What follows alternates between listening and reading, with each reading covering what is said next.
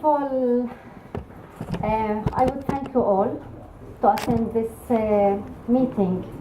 I want also to thank especially the Palestinian Solidarity Campaign here in Britain, Marcusi, and those who make it possible to have this trip from Jersey, Luton, Birmingham, and London.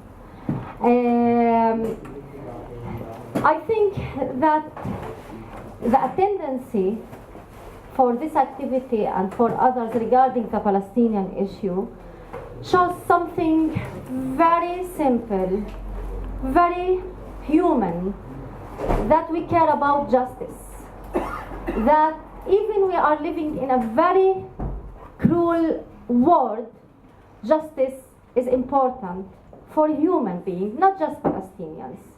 We have here British, we have here a lot of nationalities.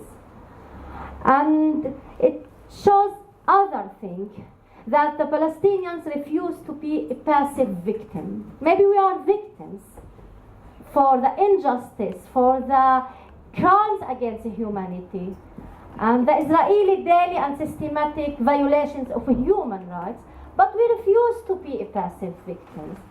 And even if Israel enjoy an international support from the international regimes, from the European states, official support, still people cares about justice. And without being arrogant, there are there are a lot of violation of the human rights all around the world, but still the Palestinian case, the Palestinian cause is still the symbol of seeking justice in the world. And I think you, the British citizens, refuse also to, on behalf of your name, that the British government support crimes against humanity or support the Israeli violations and the violations of rights of the Palestinians. Because those who support the British government, the British policies of uncriticizing Israel is making possible because with your taxes and on behalf of your names. And I think you refuse to do that. And all the attempts to silence, not just to silence the Palestinians, to silence the Europeans, to silence the British criticism regarding Israel and the Israeli policies, is also an indication of a crisis, an indication of the crisis of the criminal who is afraid from the truth. Israel is not afraid from ISIS, is not afraid from armed resistance. Israel is afraid from the truth. Israel is afraid from the facts, the simple facts. Why she is trying to silence not the Palestinians, not just the Palestinians, but how dare she try to silence criticism within the British public opinion. It seems that before liberating the Palestinians, we should liberate the Europeans from the manipulation of the Zionist lobby. We should. It is as if the Palestinians should liberate you in order for you to be able to support us. First of all, no, don't liberate the Palestinians. Forget about the Palestinians. We can handle it. Yeah. First of all, we need the Europeans to be liberated. We need you to be able to express to support your political values. We need you to stand for your own values before supporting the Palestinians. You have, I hope, you have an image of yourself as a democratic people, but I think you seek democracy. This is why you are here, and this is why millions outside this room would support the Palestinians if they have the courage to do so, if they have the freedom to do so. And because of that, the Palestinian issue and the Palestinian cause, it is not a cause for the Palestinians. It resembles the ability of everyone, of each one of you, to speak freely about his beliefs, about his values, and this is so important. I think that if there is a lesson from the Holocaust, and if we don't want really to manipulate the lessons of the Holocaust, we would say that the Holocaust has 3 simple lessons. Don't kill,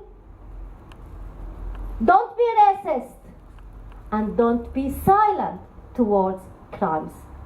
And if we want to be loyal to the victims of the Holocaust, we must not support any racist regime. We must not keep silent toward racist and apartheid laws. We must be active, because if we were active during the 30s, maybe we could prevent the Holocaust. And now, if we want to really be loyal to the victims of the Holocaust, and Israel cannot represent the victims of the Holocaust, it is the Palestinians who can represent the victims of the Holocaust. It is those who seek justice and those who are the victims of racism and violations of the international laws, and the victims of the crimes against humanity. These are the natural ones to represent the victims of the Holocaust. So we should not be afraid of anyone who is trying to silence us because we are anti-Semitics. Don't manipulate the Holocaust. This is why you can be a supporter of and loyal to the victims of the Holocaust, or to the victims of any crimes all over the world. And if we want to talk about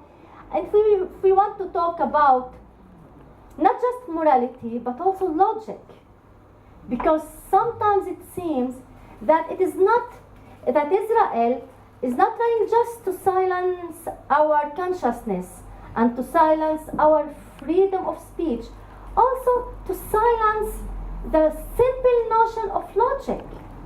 Who is the victim here and who is the criminal? Who occupied whom? Who came to whom in order to steal his land and to steal his homeland, even his connection to his land, not just the land. Israel didn't just confiscate my land and make my people a refugee and made an ethnic cleansing. Is it anti-Semitic to say that Israel has made ethnic cleansing to the Palestinians in 1948? It is history, it's facts. It's fact. It's so simple fact. Israel has expelled 85% of the Palestinians in 1948. 650,000 out of 800. And I am one of the fourth generation of those who remain in my homeland. And I didn't immigrate to Israel. I didn't immigrate to Israel. It was Israel who immigrated to me. It was Israel who immigrated to me, and suddenly I became a terrorist. Suddenly, because I just want to defend a normal life in my country, a normal life in my homeland. And I refuse to be a refugee, to continue to be a refugee. And yes, we refuse to accept a Jewish state in our homeland. Would you in Luton accept any foreigners to come and to say, we want here in Luton, in Jersey, in London, in Britain, to have an Apple state here? Apple state. Let's call it Apple state. And would you accept that? Was my reaction so weird to say, this is my homeland, why other people want to come? And I have nothing to do with the Holocaust. I didn't commit the Holocaust. It was the Europeans. What is my connection to the Holocaust? I am here Palestinian, living in my country, living in my homeland, and someone came to me and said, 2,000 years ago, and the Bible, and Balfour, and that, and this,